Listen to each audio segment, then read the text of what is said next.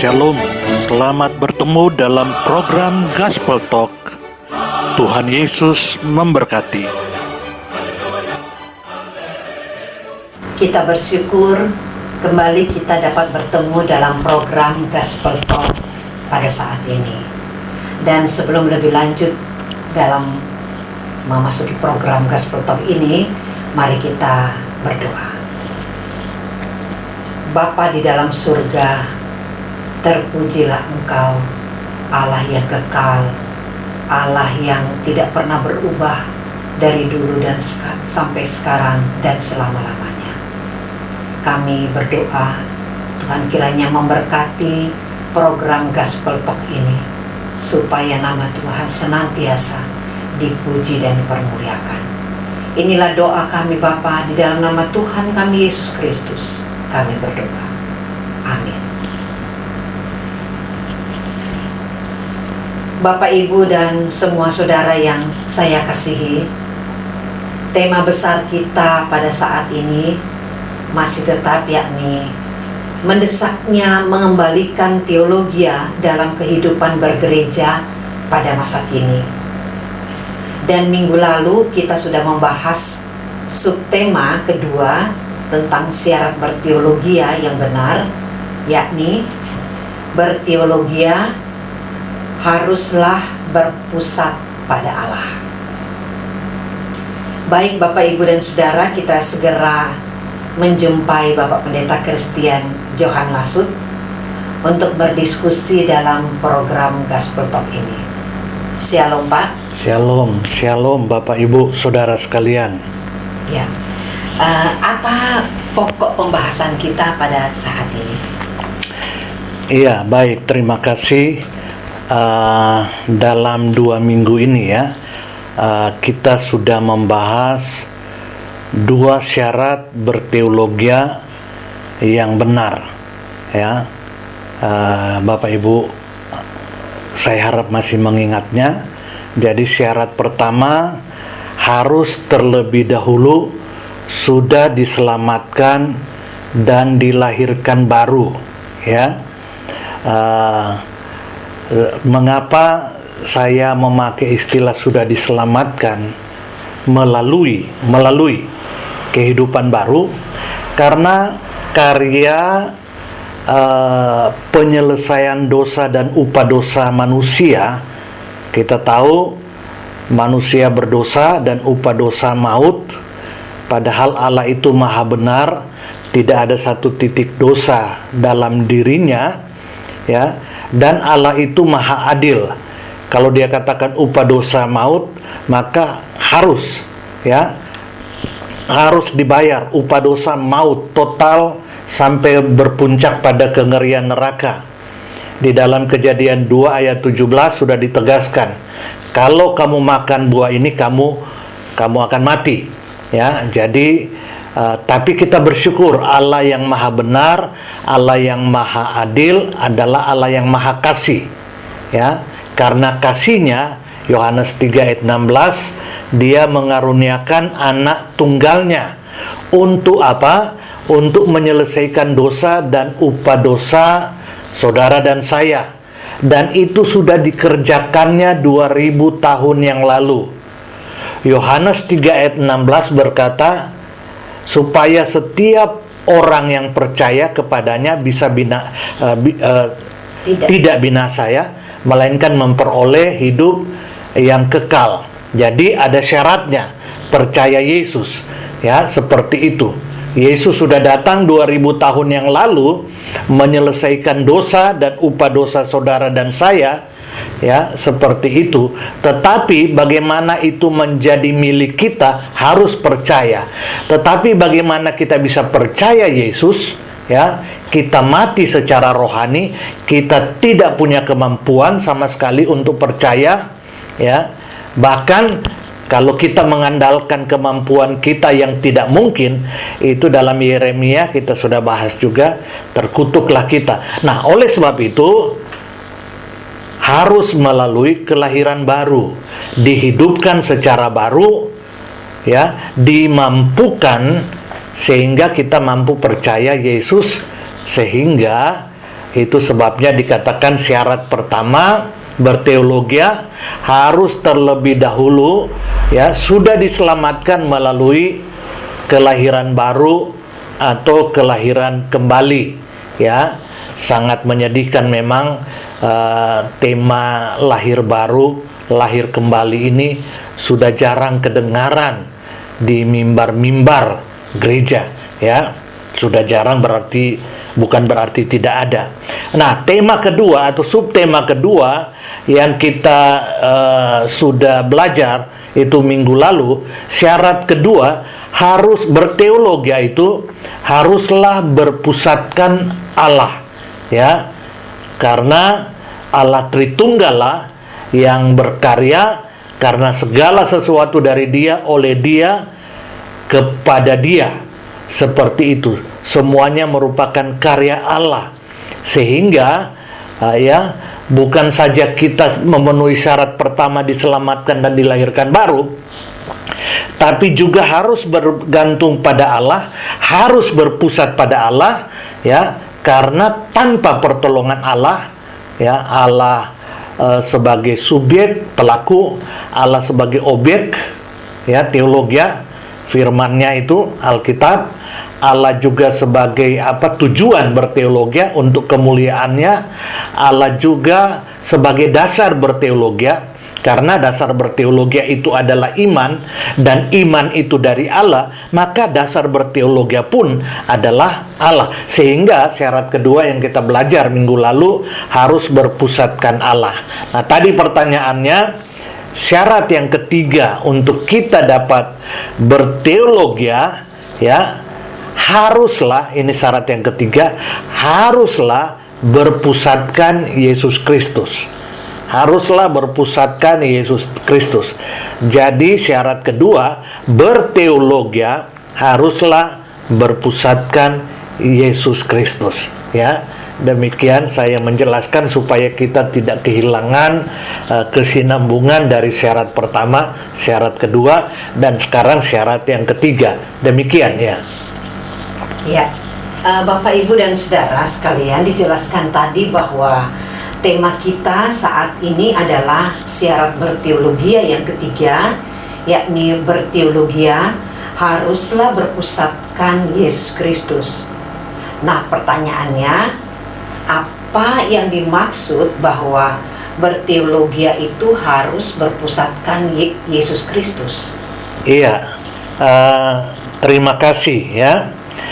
Saya harus mengangkat ayat Alkitab untuk menunjang argumentasi saya bahwa syarat berteologia itu haruslah berpusatkan Yesus Kristus.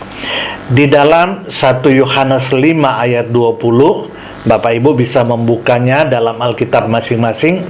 Di dalam 1 Yohanes 5 ayat 20, di sana ditegaskan demikian: akan tetapi kita tahu bahwa Anak Allah telah datang dan telah mengaruniakan kepada kita supaya kita mengenal yang benar, dan kita ada di dalam yang benar, di dalam Anaknya Yesus Kristus.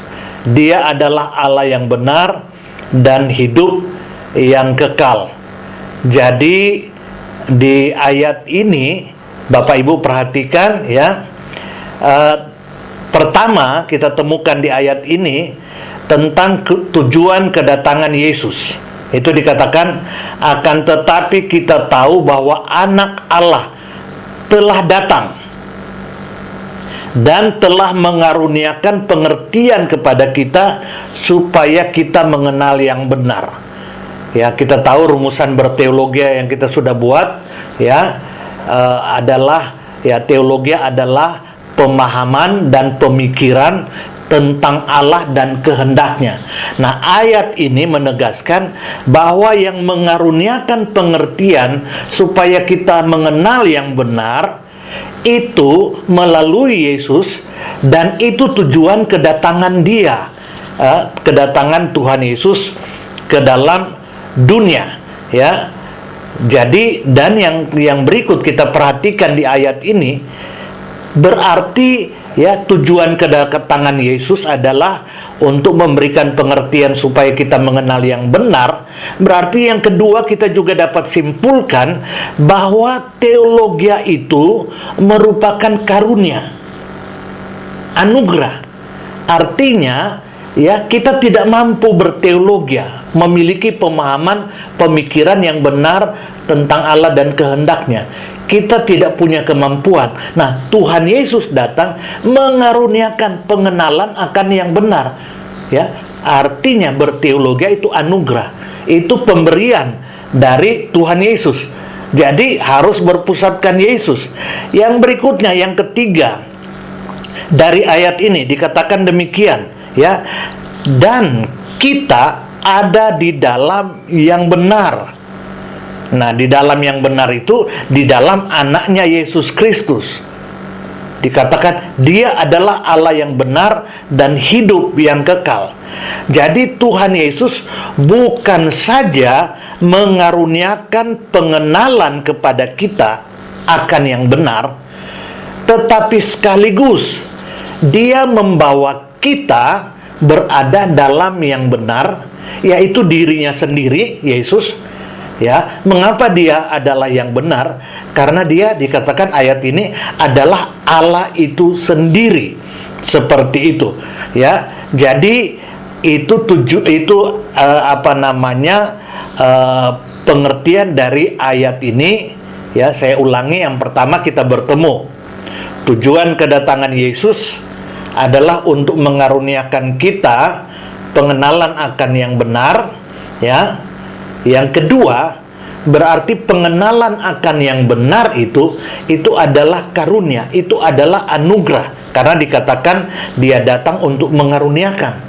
Itu berarti kita sendiri tidak mampu berteologi, ya, memiliki pemahaman dan pemikiran tentang Allah dan kehendaknya, sehingga Tuhan Yesus harus datang mengaruniakan itu kepada kita. Dan yang ketiga, kita bukan saja mengenal yang benar, ya, punya teologi, tapi kita berada dalam yang benar. Artinya teologi menjadi pengalaman, ya, menjadi pengalaman, bukan saja mengenal yang benar, tapi berada di dalam yang benar, ya, seperti itu. Jadi itu sebabnya mengapa saya mengatakan bahwa berteologi, syarat berteologi itu haruslah berpusatkan Yesus Kristus, karena 1 Yohanes 5 ayat 20 menegaskan akan hal itu. Ya, demikian, ya. Iya, tadi dibaca di 1 Yohanes 5 ayat 20 dan ditegaskan bahwa untuk mengenal yang benar dan berada dalam yang benar itu merupakan anugerah atau karunia yang dibawa oleh Tuhan Yesus. Nah, pertanyaannya, apakah memiliki teologi yang benar hanyalah merupakan anugerah Allah, bukan hasil kemampuan kita? Iya, terima kasih. Ya, tadi saya sudah menyinggung itu, ya. Jadi benar sekali, ya. Ini kita harus ingat, ya, bahwa berteologi itu adalah anugerah. Ya, saudara bisa belajar teologi, tetapi tanpa anugerah dari Tuhan Yesus, ya, tidak mungkin kita memahami keutuhan, kebenaran, pemahaman dan tentang Allah dan kehendaknya. Seperti itu. Tanpa Tuhan Yesus menolong kita. Itu sebabnya tadi dikatakan Tuhan Yesus telah datang mengaruniakan pengenalan akan yang benar, ya, dan membawa kita berada dalam yang benar. Jadi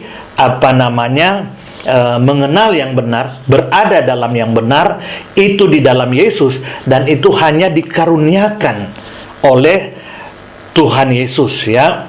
Jadi yang kedua, Tuhan Yesus di ayat ini dikatakan satu-satunya pribadi Allah Anak, ya, yang datang dari sorga. satu-satunya pribadi yang keluar dari hakikat Allah, dan dia adalah hakikat Allah yang satu dan benar, sehingga hanya dialah satu-satunya pribadi yang dapat memperkenalkan yang benar dan membawa kita ke dalam yang benar. Jadi kita tahu bersama, ya, doktrin Allah Tritunggal, ya, Allah itu satu,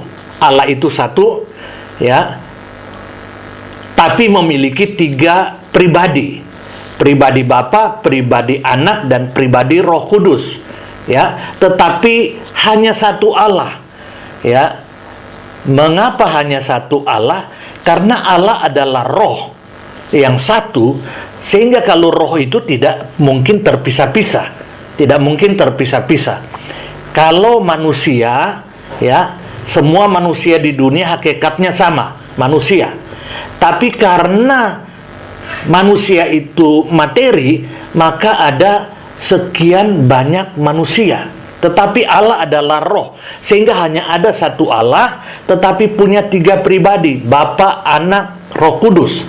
Nah, Allah Anak yang adalah Allah, dikatakan di dalam 1 Yohanes 5 ayat 20, dia adalah Allah, ya, hakikat Allah yang satu, tapi pribadi yang berbeda, pribadi Allah Anak. Dia datang ke dalam dunia, sehingga hanya dia yang datang dari sorga, yang sekaligus adalah hakikat Allah itu sendiri, yang sama dengan Allah Bapa, Allah Roh.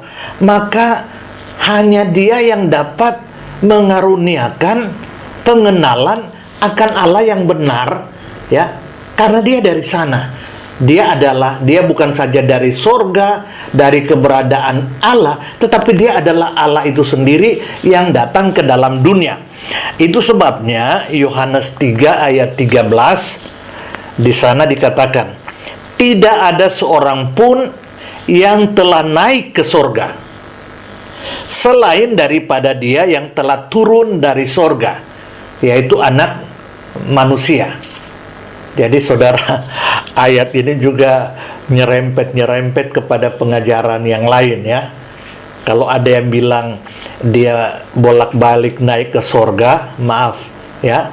Ayat ini menegaskan tidak ada seorang pun yang telah naik ke sorga selain daripada dia yang telah turun dari sorga, yaitu Anak Manusia. Berarti hanya Yesus, ya, yang telah naik ke sorga, ya, karena dia satu-satunya yang telah datang dari sorga. Oke, itu lain lagi pembahasannya. Tetapi ayat ini menegaskan dialah, ya, yang telah turun dari sorga, ya, sehingga dia berhak memperkenalkan sorga. Tetapi bukan saja sorga, tetapi keberadaan sorga, juga kehendak Allah, bahkan dia adalah Allah itu sendiri, ya. Kalau saudara belum pernah ke Sumatera Utara, ya tanyalah pada orang yang dari Sumatera Utara, ya, pasti dia bisa memberitahukan. Mungkin saudara bisa pelajari tentang Sumatera Utara dari berbagai tulisan, ya. Tetapi seperti apa, ya, itu hanya bisa diberitahukan, ya, oleh orang yang datang dari sana.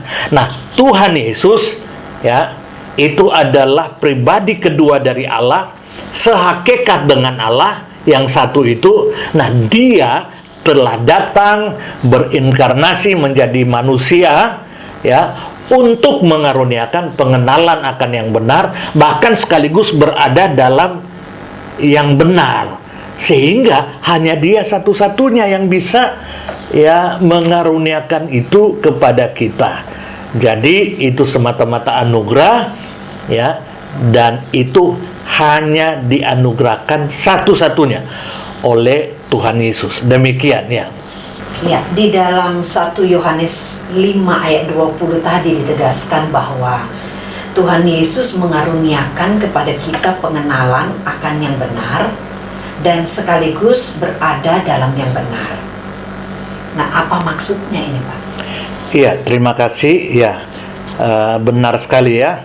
Bahkan saya tadi tegaskan, satu-satunya yang dapat mengaruniakan kepada kita pengenalan akan yang benar, tetapi sekaligus berada dalam yang benar, itu cuma Tuhan Yesus, ya. Itu sekaligus mengenal yang benar dan berada dalam yang benar, itu terjadi sekaligus melalui Tuhan Yesus, ya. Nah, itulah pengenalan yang benar, ya. Pengenalan yang benar, ya. Jadi mengenal yang benar dan berada di dalam yang benar, ya, itu merupakan pengenalan yang benar. Kalau pengenalan yang sepotong-sepotong, kita mungkin mengenal yang benar, tapi belum tentu kita berada dalam yang benar. Tetapi melalui Tuhan Yesus, kita mengenal yang benar, tetapi sekaligus berada dalam yang benar. Jadi pengenalan yang benar dan benar. Nah, ini saya tahu. Pengenalan akan Allah yang benar, ya, pasti akan berdampak kita akan berada dalam yang benar itu, ya. Apalagi pengenalan akan Allah yang benar, ya, yang disertai oleh Roh Kudus, yang ditolong oleh Roh Kudus, maka pengenalan akan yang benar, ya, pastilah berdampak dalam hidup yang benar atau hidup berada dalam yang benar, ya, seperti itu, ya. Saudara ingat, kita dulu secara matematika, ya, bodoh tentang kebenaran matematika. 10 kali 10 kita tidak tahu berapa, ya. 10 kali 100, 100 kali 100, kita tidak tahu. Tapi waktu kita mulai belajar kebenaran matematika, maka kebenaran itu bukan saja kita ketahui, tetapi sekaligus memerdekakan kita dari kebodohan kebenaran matematis. Sehingga kita tidak mungkin ditipu orang yang berkata, oh 10 kali 10 itu 20. Oh, itu salah. Harusnya 100, seperti itu. Jadi kita bukan saja mengenal yang benar secara matematis, tetapi kita berada dalam yang benar. Artinya kita hidup sesuai kebenaran itu, seperti itu. Nah, itu saja kebenaran matematis saja seperti itu. Apalagi kebenaran firman, kebenaran Allah, ya, teologi yang benar, ya, pasti berdampak, ya, berada dalam yang benar, sekaligus mengenal yang benar dan berada di dalam yang benar. Maaf kalau saya membawa kita lebih jauh lagi. Kebenaran ilmu saja itu berdimensi 3, ya, berdimensi 3, punya 3 segi, ya, yang harus ada secara serempak. Itu kebenaran ilmu. Kalau kita mengerti filsafat ilmu, ilmu dikatakan ilmu kalau dia memiliki 3 segi, ya, yakni, ya, kebenaran secara ontologis, epistemologis, dan aksiologis, ya. Jadi kebenaran ontologis itu adalah kebenaran objektif, ya. Waktu kita bertemu dengan kebenaran yang objektif di luar kita, yang sudah ada di sana, kita bisa merumuskan kebenaran ontologis itu menjadi kebenaran epistemologis, ya. Tapi kita bukan saja sampai merumuskan secara epistemologis, tetapi itu akan berdampak secara aksiologis. Artinya ilmu itu menjadikan kita mampu hidup sesuai dengan ilmu itu. Itulah kebenaran aksiologis. Jadi ilmu saja itu berdimensi 3, ya. Kebenaran ontologis, kebenaran epistemologis, kebenaran aksiologis. Kita ingat umpamanya contoh lagi, ilmu pendidikan. Pendidikan dinamakan berhasil jika memenuhi 3 dimensi, ya, 3 dimensi. Pertama, itu dimensi atau segi pertama itulah kebenaran secara kognitif. Artinya kita mengerti secara kognitif. Baru ada istilah secara afektif, Artinya kita mengerti kebenaran itu secara kognitif, tetapi juga secara psikologis kita suka, kita senang, ya, kita rindu. Baru yang ketiga secara psikomotoris, artinya kita mulai berperilaku sesuai dengan ilmu pendidikan yang kita dapat itu. Jadi ilmu saja termasuk ilmu pendidikan memiliki 3 dimensi, yakni kognitif, afektif, psikomotoris. Apalagi ilmu teologi. Ya, oleh sebab itu ilmu teologi, ya, sehingga dikatakan sebagai ilmu karena dia memiliki 3 dimensi. Ya, yang pertama, dia memiliki dimensi ortodoksi. Ya, ortodoksi. Apa itu ortodoksi? Ya, orto itu benar, doksi itu ajaran.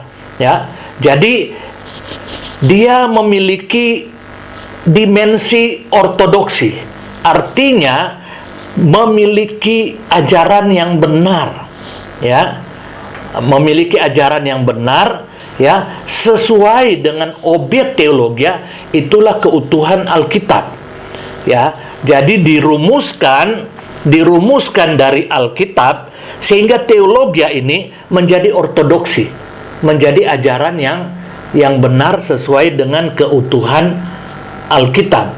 Jadi kalau ada teologi yang bukan berasal dari Alkitab, bukan teologi, ya, karena pasti dia tidak akan ortodoksi, dia tidak akan memiliki ajaran yang benar sesuai keutuhan Alkitab. Yang kedua, teologi harus memenuhi dimensi kedua, ya, itulah ortopati. Orto benar, pati itu emosi, ya, perasaan. Jadi perasaan yang benar sesuai dengan ortodoksi, ajaran yang benar. Seharusnya orang yang belajar teologi yang benar, yang dikaruniakan oleh Yesus Kristus, harus punya ajaran yang benar berdasarkan Alkitab, perasaan yang benar, ya, perasaannya makin hari makin mirip dengan ortodoksi, ajaran yang benar dengan Alkitab. Tapi tidak cukup sampai di situ, harus berdampak dimensi ketiga, ortopraksi. Orto benar, praksi, ya, kelakuan atau praktek hidup, ya, praktek hidup. Jadi seharusnya berdampak kita memiliki ortopraksi, ya, kelakuan yang benar. Kelakuan kita makin mirip ajaran yang benar, mirip dengan perasaan ortopati, ya. Jadi sinkron, ya, antara ajaran yang benar, ortopati yang benar, serta kelakuan ortopraksi yang benar. Itu sebabnya luar biasa. Di dalam 1 Yohanes 5 ayat 20 ini, Tuhan Yesus, ya, Rasul Yohanes menegaskan bahwa Tuhan Yesus datang untuk mengaruniakan, ya, pengenalan akan yang benar dan berada dalam yang benar. Jadi bukan saja mengenal yang benar, berada dalam yang benar, hidup sesuai dengan kebenaran dari Allah yang benar, itulah di dalam Yesus. Jadi itu karunia dan pasti memiliki dimensi. Di sini memang dikatakan mengenal yang benar, berada dalam yang benar, sehingga hidupnya makin mirip dengan yang benar karena sudah berada dalam yang benar, ya, toh, sehingga keluarnya itu. Jadi saudara, ya, teologi itu harus menghasilkan kelakuan karena sudah berada dalam yang benar.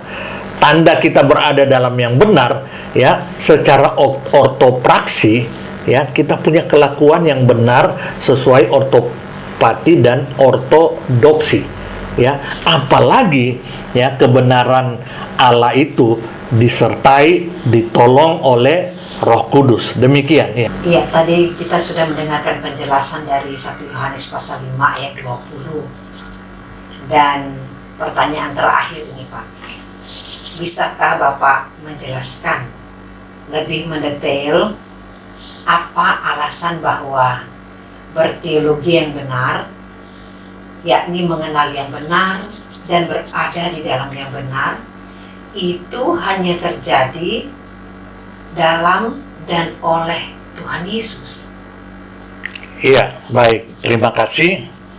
Iya, jadi tegas tadi ya, tadi yang dikatakan dalam 1 Yohanes 5 ayat 20 ya, bahwa itu mengenal yang benar dan berada dalam yang benar, sehingga itu hanya terjadi di dalam Yesus, hanya merupakan anugerah oleh Tuhan Yesus ya. Tanpa Tuhan Yesus tidak mungkin, karena hanya Dia satu-satunya yang telah datang dari sorga, bahkan Dia keluar dari hakikat kealahan, sehingga hanya Dia yang dapat membawa kita mengenal yang benar dan berada dalam yang benar.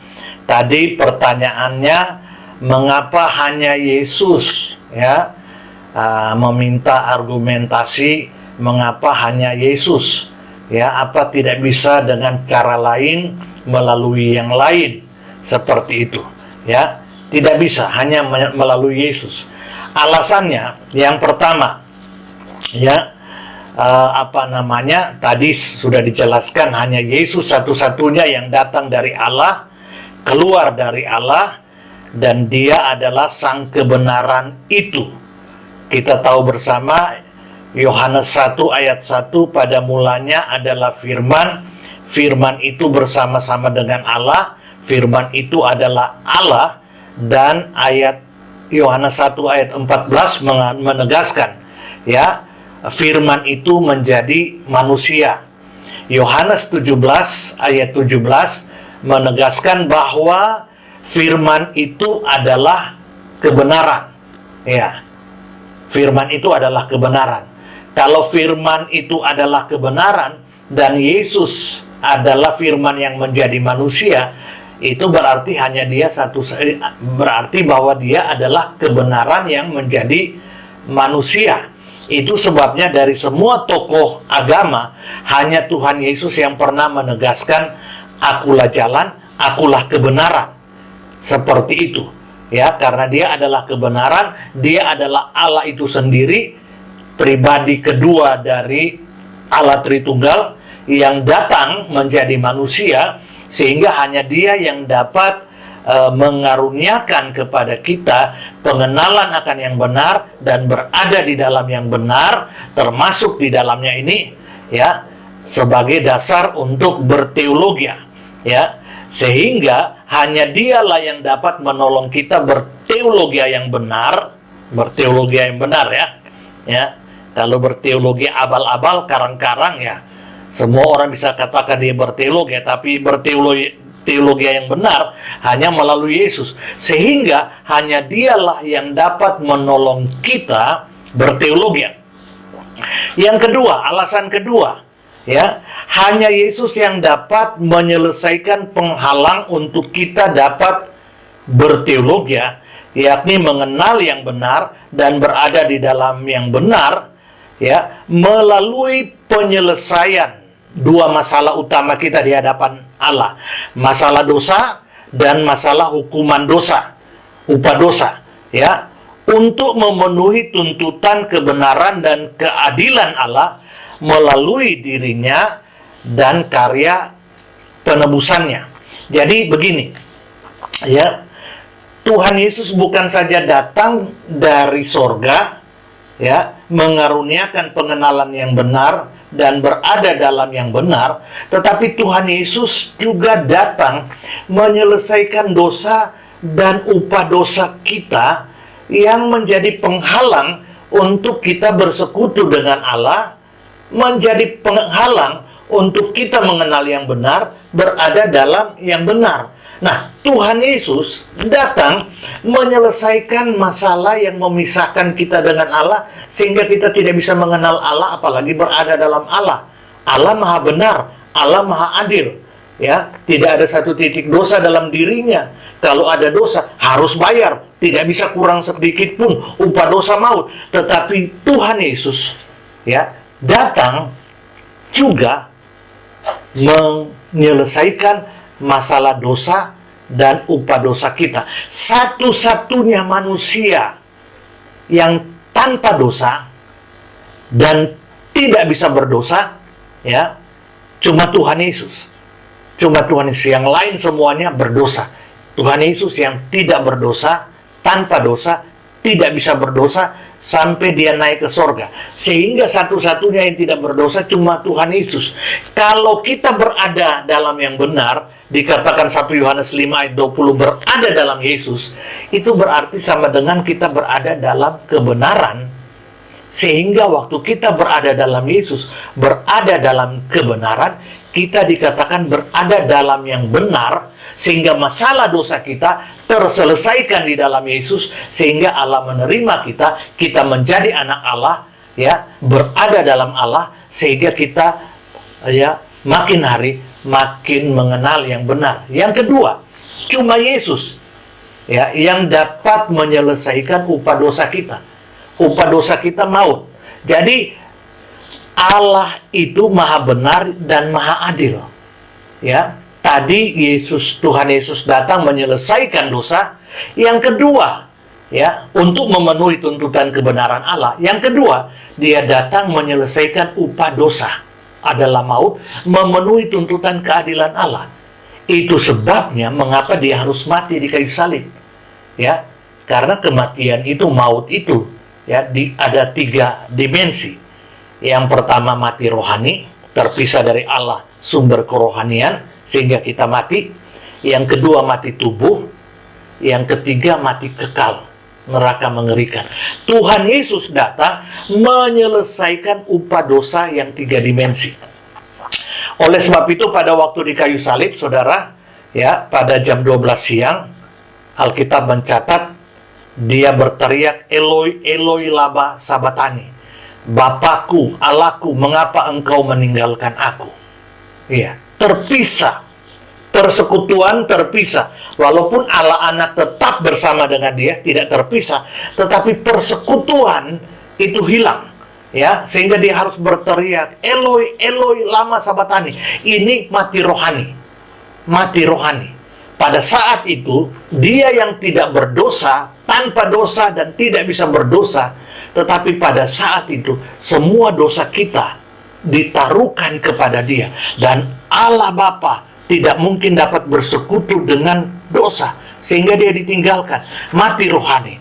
Pada jam 3 siang Alkitab mencatat dia menyerahkan nyawanya, mati jasmani, terpisahnya tubuh dengan jiwa. Ya, itu yang ketiga. Yang kedua, yang ketiga, ya, dia dikuburkan. Pengakuan iman rasuli membuat rumusan yang luar biasa. Dia disalibkan, mati, dikuburkan, turun ke dalam kerajaan maut, sampai ke dalam puncak kengerian maut, menanggung upah dosa, mati kekal yang seharusnya kita miliki. Jadi, cuma Tuhan Yesus yang dapat menyelesaikan hukuman dosa saudara dan saya, upah dosa saudara dan saya. Ya, untuk apa? Untuk memenuhi tuntutan keadilan Allah yang maha adil. Harus bayar upah dosa maut. Tidak bisa kurang sedikit pun. Tapi dalam kasihnya, dia karuniakan Tuhan Yesus untuk menggantikan kita, membayar upah dosa kita. Jadi saudara, cuma Tuhan Yesus yang dapat menyelesaikan penghalang untuk kita mengenal Allah. Itulah masalah dosa dan upah dosa kita. Kalau ada juru selamat lain yang dapat menyelesaikan dosa dan upah dosa, saya mau terima. Kalau ada, ini berandai-andai ya. Tapi Alkitab katakan di bawah kolong langit tidak ada, ya, tidak ada, hanya Yesus. Karena apa? Karena cuma Dia yang dapat menyelesaikan masalah dosa dan upah dosa kita. Ya, itu sebabnya ya tadi pertanyaan hanya terjadi dalam Yesus, ya, hanya dalam Yesus, ya. Hanya Dia satu-satunya seperti itu. Ya, yang menjadi pertanyaan Bapak, Ibu, Saudara sekalian, sudahkah saudara memiliki Yesus sebagai Tuhan dan Juru Selamatmu? Kalau belum, saat ini juga buka hati, terima Dia, ya, terima Yesus sebagai Tuhan dan Juru Selamatmu, dan alamilah pengalaman mengenal Dia dan berada di dalam Dia. Mengenal yang benar dan berada di dalam yang benar. Memiliki modal untuk berteologia, ya, yakni berteologia yang benar adalah mengenal yang benar dan berada dalam yang benar, ya. Demikian, ya. Itu sebabnya hanya Yesus dan hanya Yesus, ya. Tidak ada yang lain. Demikian. Ya, baik Bapak Ibu dan saudara sekalian, kembali kita diajar tentang syarat berteologia yang benar, yakni berteologia haruslah berpusatkan Yesus Kristus. Dan melalui penjelasan di atas, penjelasan Pak Christian, sudah dijelaskan secara mendetail mengapa syarat berteologia harus berpusatkan Yesus Kristus. Nah, kiranya syarat ini kita pegang teguh dan kita alami dalam hidup kita untuk menjadikan kita mengenal yang benar dan berada di dalam yang benar dalam Yesus Kristus. Ya, akhirnya sampai di sini perjumpaan kita pada saat ini, dan dalam perjumpaan ini kita akan tentunya menutup di dalam doa dan diminta untuk Pak Christian menutup kita dalam doa. Baik, mari kita berdoa. Hamba minta Bapa dalam nama Tuhan Yesus, biarlah percakapan kami ini menjadi berkat bukan hanya bagi kami, tetapi bagi semua saudara yang mengakses program ini di mana saja mereka berada. Karena itu Bapa, turunlah kiranya anugerah Tuhan Yesus Kristus, kasih Allah Bapa, kekuatan dan pertolongan Allah Roh Kudus kepada semua saudara yang mengikuti program ini sekarang ini, bahkan terus kekal selama-lamanya. Amin. Ya, sekali lagi Bapak Ibu dan saudara sekalian, sampai di sini perjumpaan Gospel Talk kita, dan kita akan berjumpa kembali minggu depan. Tuhan Yesus memberkati kita sekalian. Shalom.